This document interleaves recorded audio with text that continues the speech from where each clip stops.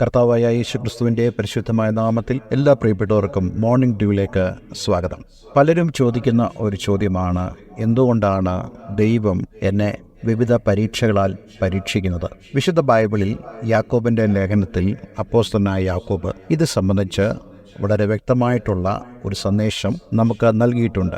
യാക്കോബിൻ്റെ ലേഖനം 1-ാം അധ്യായം അതിൻ്റെ 2-3 വാക്യങ്ങൾ ഇപ്രകാരം വായിക്കുന്നു: എൻ്റെ സഹോദരന്മാരെ, നിങ്ങൾ വിവിധ പരീക്ഷകളിൽ അകപ്പെടുമ്പോൾ നിങ്ങളുടെ വിശ്വാസത്തിൻ്റെ പരിശോധന സ്ഥിരത ഉളവാക്കുന്നു എന്നറിഞ്ഞ് അത് അശേഷം സന്തോഷം എന്ന് എണ്ണുവേ. ഇവിടെ യാക്കോബ് പറയുന്നത്, നിങ്ങൾ വിവിധ പരീക്ഷകളിൽ അകപ്പെടും. അതായത് കർത്താവ് യേശുക്രിസ്തുവിനെ അനുഗമിക്കുന്ന ഏതൊരു വ്യക്തിക്കും ഉണ്ടാകാവുന്ന ഒരു കാര്യമാണ് വിവിധമായ പരീക്ഷകൾ. നമുക്കറിയാം, നമ്മുടെ വിദ്യാർത്ഥികൾ അവർ പരീക്ഷകളിലൂടെ കടന്നു പോകുന്നു. അവർക്ക് പരീക്ഷ വരുന്നത് അവർ എത്രത്തോളം പഠിച്ചുവെന്ന് അവർക്ക് തന്നെ ബോധ്യപ്പെടാനാണ്, അല്ലാതെ അത് അധ്യാപകർക്ക് വേണ്ടിയുള്ളതല്ല. അവരുടെ പഠനം എത്രത്തോളം ഉണ്ടെന്ന് അവർ സ്വയം വിലയിരുത്താനും അതോടൊപ്പം തന്നെ കൂടുതൽ അറിവ് പ്രാപിക്കാനുമാണ് അവർക്ക് പരീക്ഷകൾ സഹായകരമാകുന്നത്. ഇതുപോലെ തന്നെ ഇവിടെ അപ്പോസ്തലനായ യാക്കോബ് പറയുന്നത് നിങ്ങളുടെ വിശ്വാസത്തിന്റെ പരിശോധനയെന്ന്. അപ്പോൾ നമുക്ക് ഈ പരീക്ഷകൾ വരുന്നത് നമ്മുടെ വിശ്വാസത്തെ പരിശോധിക്കാനാണ്. സാധാരണയായിട്ട് നമുക്കറിയാം, വളരെ മൂല്യമുള്ള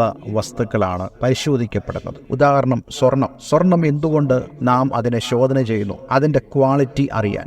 വിശ്വാസത്തിന് അതിൻ്റെതായിട്ടുള്ള ക്വാളിറ്റി ഉണ്ട്. ആ ക്വാളിറ്റി നമുക്കുണ്ടാകുന്നത് നമ്മളുടെ ജീവിതത്തിന്റെ പല അനുഭവങ്ങളിലൂടെയാണ്. വിശുദ്ധ വേദപുസ്തകത്തിൽ നമുക്കറിയാം വിശ്വാസം എങ്ങനെ വരുന്നു. വിശ്വാസം ദൈവവചനത്തിന്റെ കേൾവിയാൽ സംഭവിക്കുന്നു. നാം ദൈവത്തിന്റെ വചനം കേൾക്കുമ്പോൾ നമ്മുടെ ഉള്ളിൽ വിശ്വാസം വരുന്നു. ആ വിശ്വാസം എത്രത്തോളം അളവുള്ളതാണ് എന്നാണ് നമ്മൾ ഈ വിശ്വാസത്തിന്റെ പരിശോധനയിൽ നിന്നും നമുക്ക് മനസ്സിലാക്കാൻ കഴിയുന്ന കാര്യം. അതുകൊണ്ട് ഇവിടെ യാക്കോബ് പറയുന്നു, നമുക്ക് വിശ്വാസത്തിന്റെ പരിശോധന ഉണ്ടാകും. പക്ഷേ പലരും ഈ പരിശോധനയിൽ വളരെ വിഷമിച്ചു പോകാറുണ്ട്.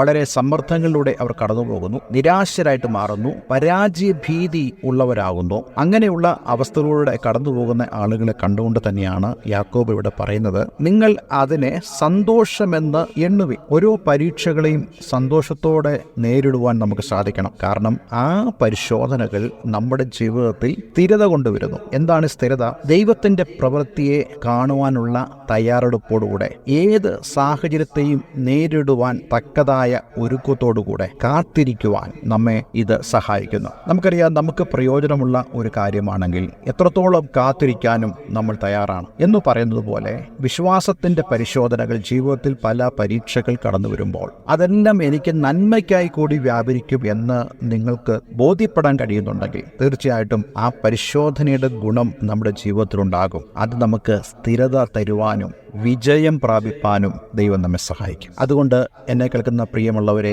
ജീവിതത്തിൽ പല പരീക്ഷണ ഘട്ടങ്ങളിലൂടെ കടന്നു പോകുമ്പോൾ പ്രയാസപ്പെടേണ്ട.